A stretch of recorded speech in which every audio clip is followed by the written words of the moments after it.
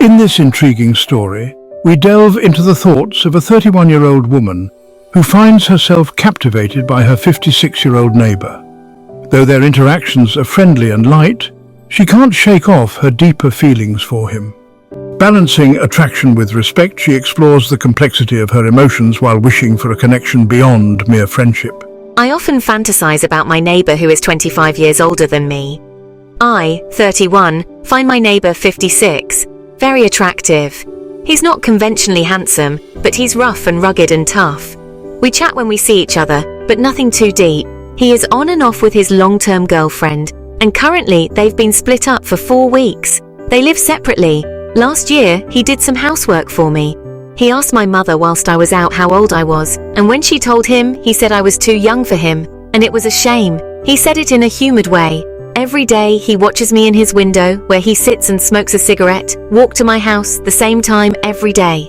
Whenever I remember, I look up and wave, and he waves back. That being said, he's always very respectful and has never made a direct move on me, not made any pervy remarks, though sometimes I wish he would. Guess it stays as a fantasy, and he is a good man to have on your side when all is said and done. He's like a protector. I'd go to him for help, just needed to get it off my chest. Edit. Sorry. 25 years older than me. I had a headache and a typo. This story beautifully captures the complexity of emotions and the delicate balance between attraction and respect. In this deeply unsettling story, a woman grapples with a shocking family secret revealed after her mother-in-law's passing. As she uncovers the truth about her sister-in-law's child being sold through an illegal adoption, she is left to reconcile her late mother-in-law's seemingly loving nature with her shocking betrayal. This tale explores the emotional turmoil of discovering a dark legacy hidden within her family. My mother-in-law sold her daughter's baby. Don't know how to feel about this. I'm using an alt. So, I found out something pretty disturbing a few days ago, and I don't know how to handle it. Some background, and this is way before I met my late husband. His family has a complicated history.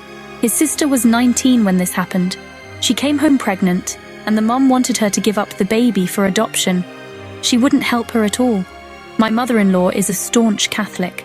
So what happened was, instead of going through an adoption agency, my mother-in-law used her influence and connections to get this baby, her grandchild, into the hands of a couple somewhere in the Midwest. So it was an illegal adoption, no papers were signed, but she lied to her daughter and made it sound like it was legal. My sister-in-law was lied to, strong-armed into this agreement, and thought she would be getting her child back in a few months. It never happened. She suffered a mental breakdown as a result, and what I found out is that my mother-in-law pocketed $25,000 cash. About 10 years ago, my sister-in-law got in contact with the child. They have a pretty good relationship. My mother-in-law has passed about 4 years ago, and I never knew this about her. I'm pretty sure the rest of the family doesn't either. I just don't know mentally how to handle this.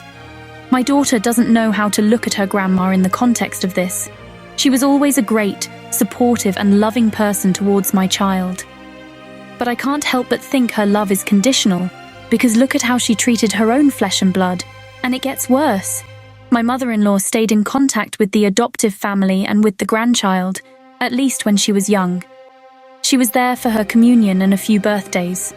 None of the family knows this, and neither did my sister-in-law until recently, when she found letters that have been exchanged between the families.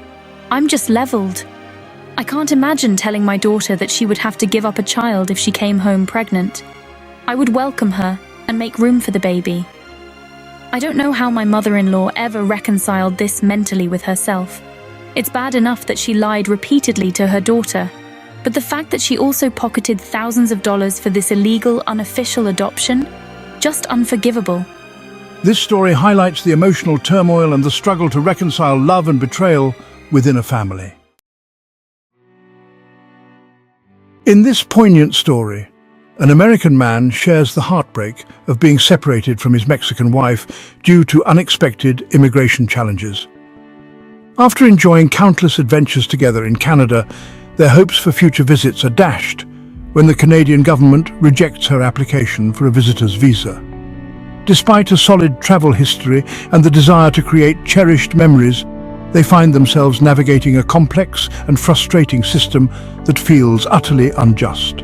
My wife isn't allowed in Canada anymore for literally doing nothing wrong. For some context, I'm an American, and my wife is from Mexico. She is getting processed to be allowed to have a residency card for the USA.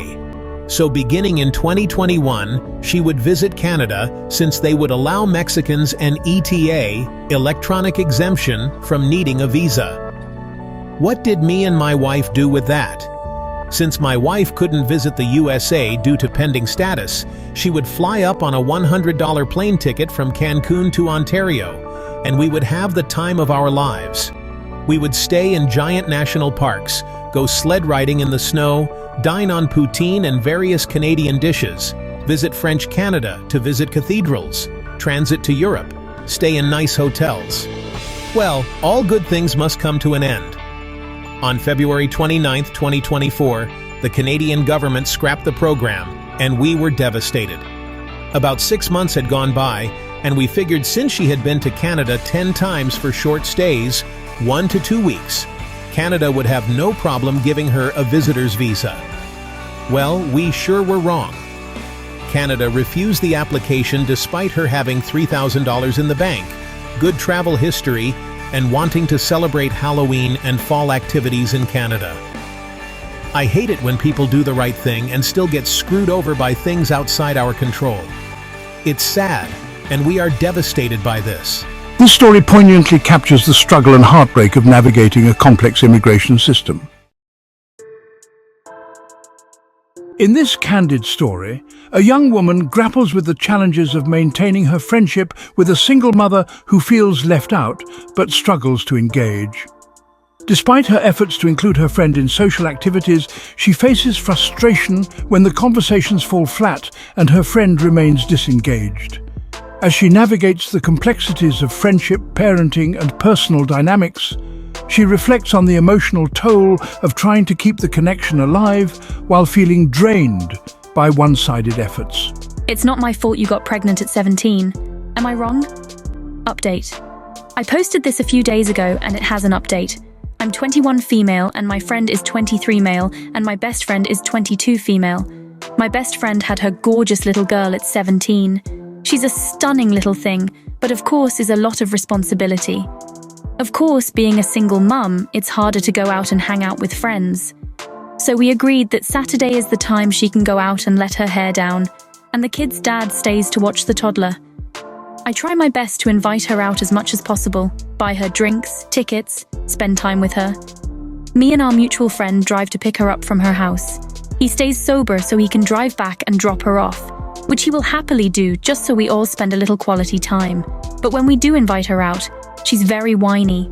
She complains about how she doesn't want to do this or that, and how me and my mutual friend hang out more often, which we do. But it's not exactly our fault she's not as available. If she was, however, she would hang out with us as much as we do with each other. We try to involve her in our conversations, but she's not interested, gives blunt replies, and would rather go on TikTok, which makes us sort of talk between me and my friend, or else we would just sit there in silence. I try to ask her what she would like to do, where we could drive to, a place we can visit without us spending a lot of money, and she complains about that as well and suggests nothing. I always am the one making an effort, and I get really annoyed when she says she feels left out, but doesn't hang out with us when we offer. I get frustrated when we talk between me and my friend, and she can't involve herself. But when we do try to talk to her, she's just on her phone, not making an effort, and doesn't talk to us properly. She's been rude and bitchy when we invite her, and I get her lifestyle is different, but I have really tried. All I ask her to do is meet me halfway. I'm sick of making an effort. It's frustrating and annoying and draining. I feel like the friendship is one-sided, and I try my best to make myself available every Saturday so she has a chance for a little social life. But if the conversation doesn't involve her, she will sit on her phone and just be miserable. We've ended our nights early because she wants to go home and she's not enjoying it, so we go home when she wants.